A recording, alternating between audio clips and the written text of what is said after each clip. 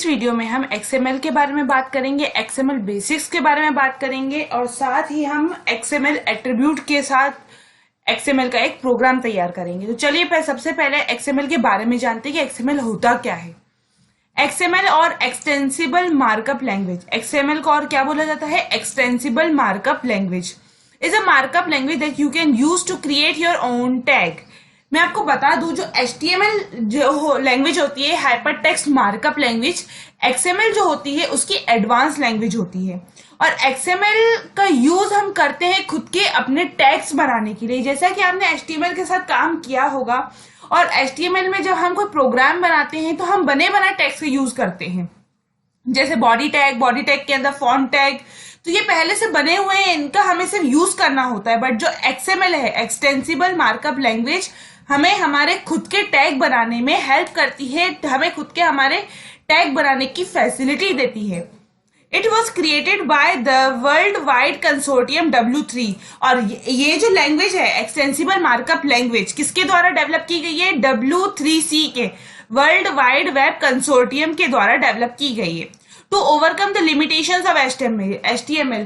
तो इसे डेवलप क्यों किया गया था? जैसे कि 2 मिनट पहले मैंने आपको बताया, जो XML होती है वो HTML से एडवांस होती है, तो इसका यूज भी HTML में आने वाली प्रॉब्लम्स को सॉल्व करने के लिए किया जाता है। जैसे कि HTML में कुछ ऐसी लिमिटेशंस होती है जिनका यूज करके हम HTML डॉक्यूमेंट को परफेक्टली नहीं बना सकते हैं।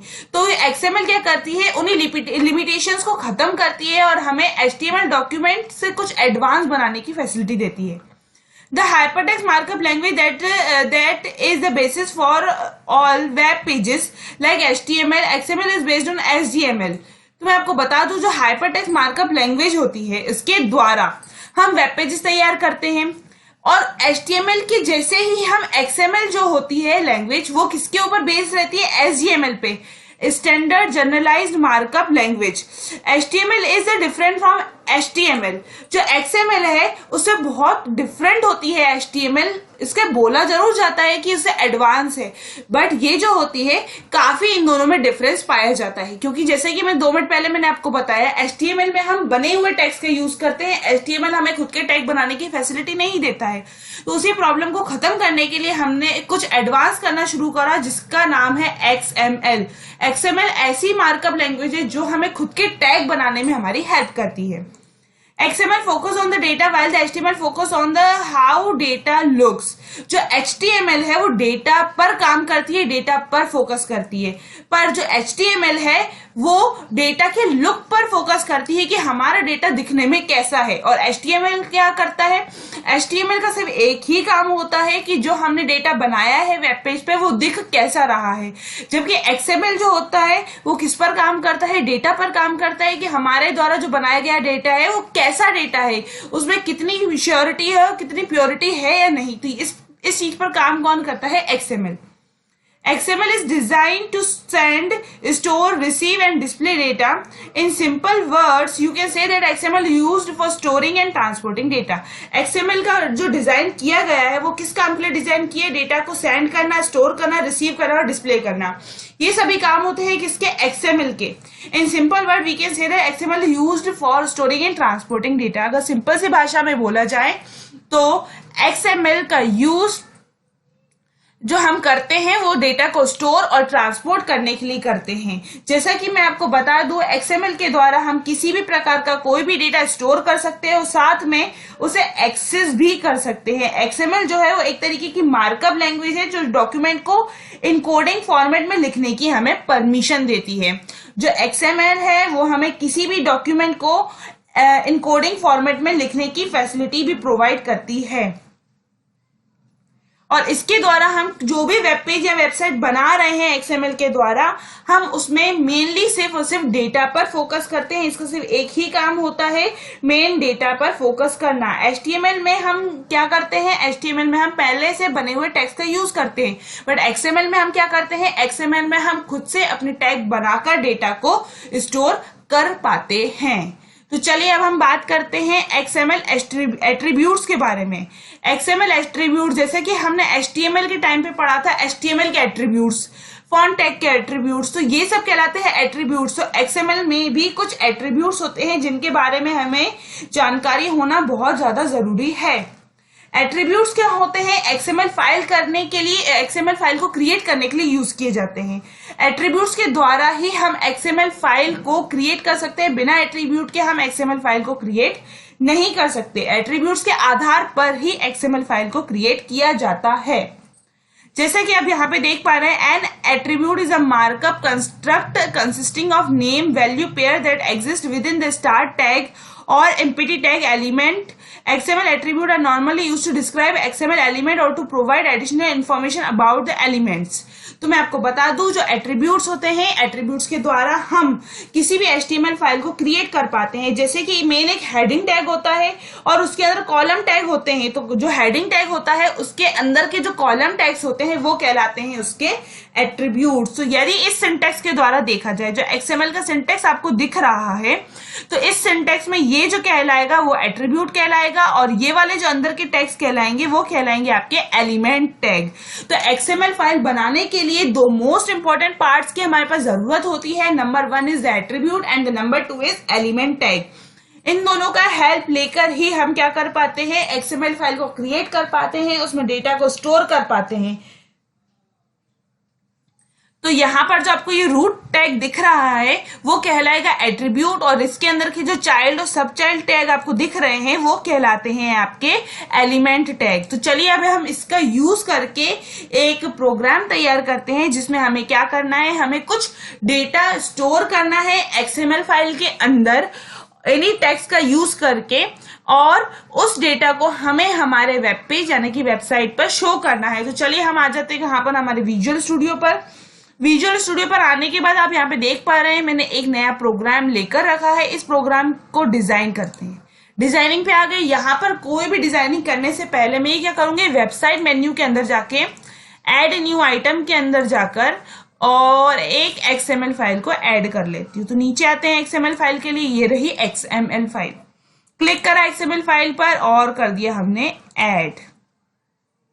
अब यहाँ पर आप देख पा रहे हैं ये कहलाते हैं प्रोलॉग, मतलब XML का वर्जन और उसको इनकोड करने का वर्जन। ठीक है, तो अब इसके बाद हमें क्या करना होगा, इसके बाद हमें कोड लिखना होगा। कोड लिखने के लिए जैसा कि मैंने बताया, XML एक एक्सटेंसिबल मार्कअप लैंग्वेज है जिसका यूज करके हम अपने खुद के टैग तैयार कर सकते हैं। तो चलिए, तो सबसे पहला जो टैग मैं बना रही हूँ वो मैं बना रही हूँ PGDCA। कुछ इस तरीके से मैंने कौन सा टैग बनाया, PGDCA। अब इसके अंदर मुझे क्या करना है, इस PGDCA के द्वारा मुझे PGDCA के कुछ स्टूडेंट्स के नाम डिस्प्ले करने हैं। तो चलिए अब आते हैं अंदर। यहां पे मैंने एक और टैग लगाया, स्टूडेंट, कुछ इस तरीके से। अब इस स्टूडेंट टैग के अंदर मुझे स्टूडेंट्स के नाम डिस्प्ले करने के लिए यूज करना होगा नेम टैग। ये नेम, और इसके अंदर मैंने नाम दिया रवि सिंह, ये नाम दे दिया। इसके बाद मुझे क्या करना होगा, लाइन चेंज करने के लिए, स्पेस देने के लिए ब्रेक लगाना होगा। तो ब्रेक लगाने के लिए यहाँ पे BR, कुछ इस तरीके से ब्रेक टैग का यूज होता है लाइन चेंज करने के लिए। अगेन मैं इसे कॉपी करती हूं और नीचे लाकर पेस्ट कर देते हैं। और पेस्ट करने पर मुझे क्या करना होगा, बस नाम ही चेंज करने होंगे। मैंने लिखा विशाल कपूर,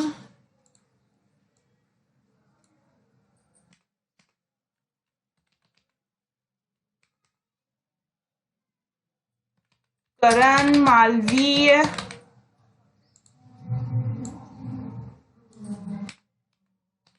अर्जुन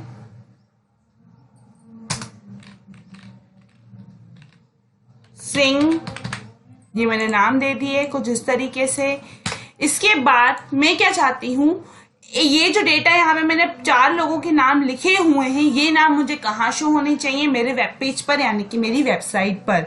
तो यहाँ पर आप देख पा रहे हैं, यहाँ पर जो है वो स्टार बना हुआ है, मतलब अभी हमारी XML फाइल सेव नहीं है। सेव करने के लिए आपको क्या प्रेस करना होगा, Ctrl एस, कुछ इस तरीके से। अब आना होगा आपको डिफॉल्ट डॉट ASPX में, मतलब हमारा जो डिफॉल्ट फॉर्म है। यहाँ पर आपको एक टैग दिखेगा, वो है XML टैग। इसको उठाइए और यहाँ पर छोड़ दीजिए, कुछ इस तरीके से। अब यहाँ पर इसकी प्रॉपर्टीज दिख रही हैं आपको। इस प्रॉपर्टीज में लिखा हुआ है डॉक्यूमेंट सोर्स। इसमें ये जो 3 बिंदु आपको दिख रहे हैं, इस पर क्लिक कर दीजिए। यहां पर आप अपनी XML फाइल को सिलेक्ट कर दीजिए और कर दीजिए ओके। अब इसके बाद क्या करना है, इसके बाद आपको कुछ भी नहीं करना है, आपको अपने प्रोग्राम को रन करना है। तो हम जाते हैं डिबग, स्टार्ट विदाउट डिबगिंग, जिसकी शॉर्टकट की होती है Ctrl+F5। अब यहां पर आपको वो सभी स्टूडेंट्स के नाम डिस्प्ले हो जाएंगे।